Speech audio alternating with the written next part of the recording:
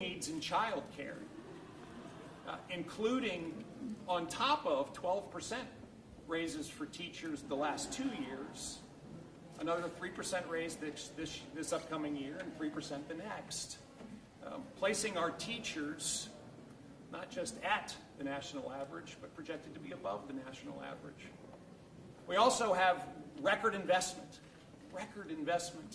in behavioral health, record investment in keeping our communities safe, and record investment in conserving the natural wonders of Virginia. This was hard work. And again, I just want to thank the General Assembly, all of you. Again, I want to thank our chairs, the conferees. I want to thank leadership on all sides because everyone put an oar in the water and helped get this done. And so with that, Madam Chair, I will hand it over to you for a few comments, and then Chairman Torian, I'll hand it to you, and then I'm going to sign this thing. Well, thank you, Mr. Governor. Well, I want to start by first thanking the Governor, Chairman Torian, all the conferees, our wonderful finance and appropriations staff, for all of the hard work that they put in to get us here. Because we could not have done it without you. And I just want to say that up front.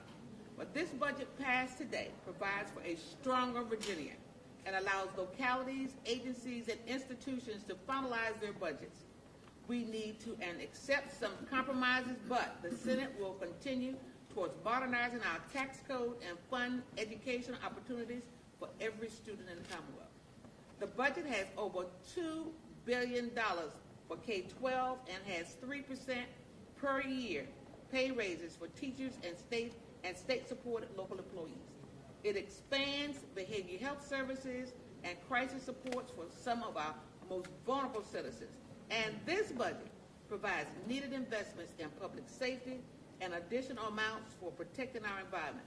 This budget is a big win for Virginia.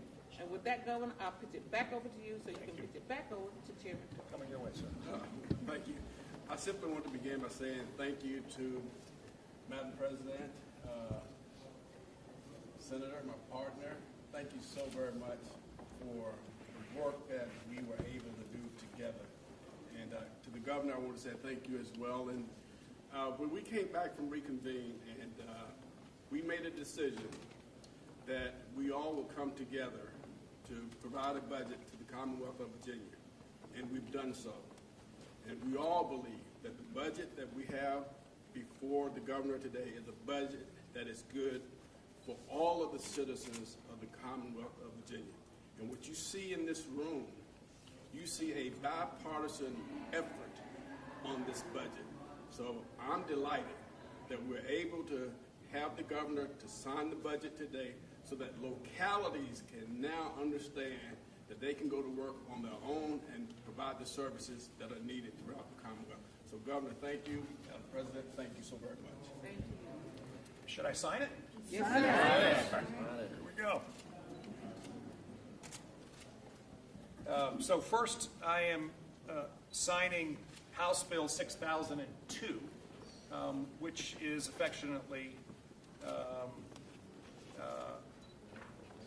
known as what's that? It's affectionately known as the caboose, but I'm surprised at how big it is. There's not that much in it.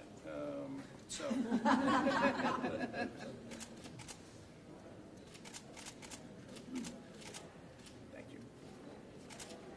And now I will sign House Bill 6001, which is affectionately called the big budget. Thank you, ma'am.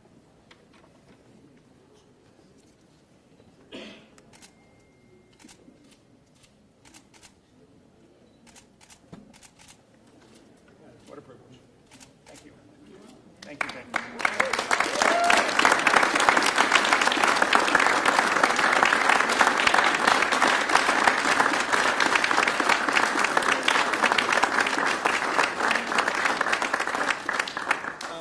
And with that, while we're all here, we'd be more than happy to take a few questions if anybody has any. We got Dave right here. Hi, Dave. Hey, Governor. I'm curious. We talked about a strong economy. We talked about tax collections coming forward. I still wonder if that's all of the numbers that move that make this budget agreement across people who were really divided and happen. Were there other factors that made this work? Well, I think at the heart of this was first a recognition that we weren't that far away, and therefore we didn't have that much ground to cover from the package of amendments that I put in versus the conference report. Yes, we had to cover some ground, and we were very much enabled by the strength of the underlying job market and the tremendous investments that are being made by small and large businesses across the Commonwealth. That's translated into record receipts for the Commonwealth.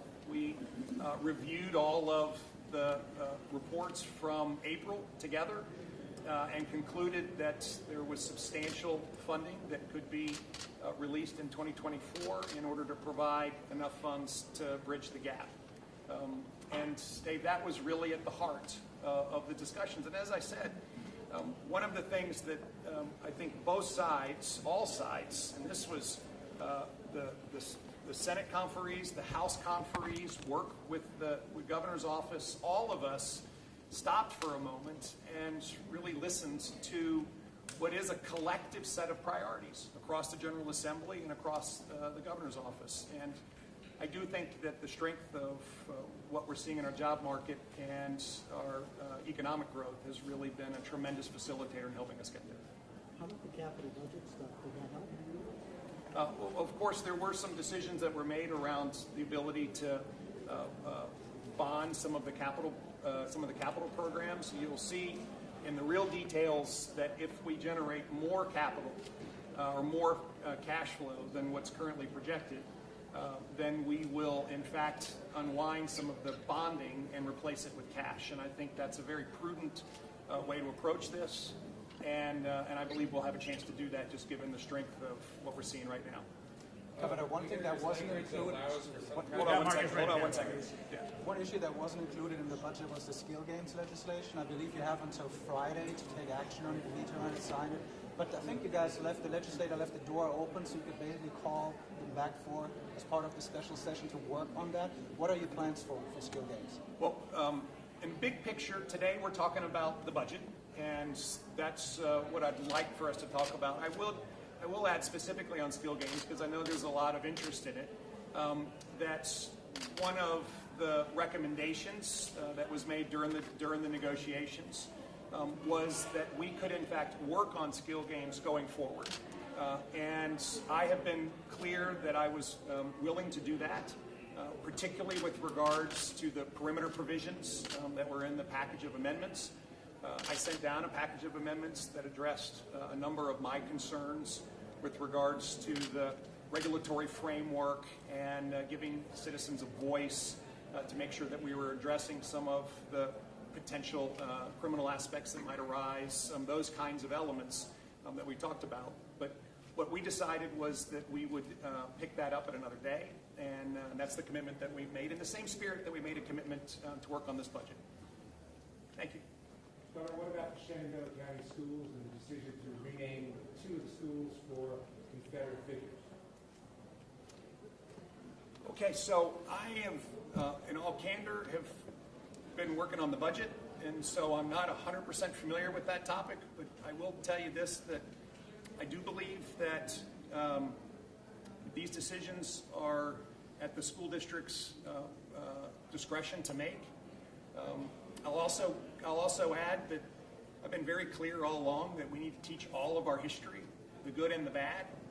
We can't know where we're going unless we know where we've come from. But to the specifics of the decision, you have to forgive me, I haven't been very close to it. We have time for one more. Governor, did you insist on the Reggie language getting removed, and you would veto the whole budget if it wasn't? We had a robust discussion around all aspects of the budget, and as one of our respective colleagues said to me, if everybody was happy, then when we know that everyone is not happy, then we probably landed in the good spot. But I would also offer the senator or Chairman Torian any comments you want to make on any of the negotiations, or you can let it sit there. I'm just going to let it sit there. Thank you all so much. Great. Thank you all very, very much. Thank you. I got another pen.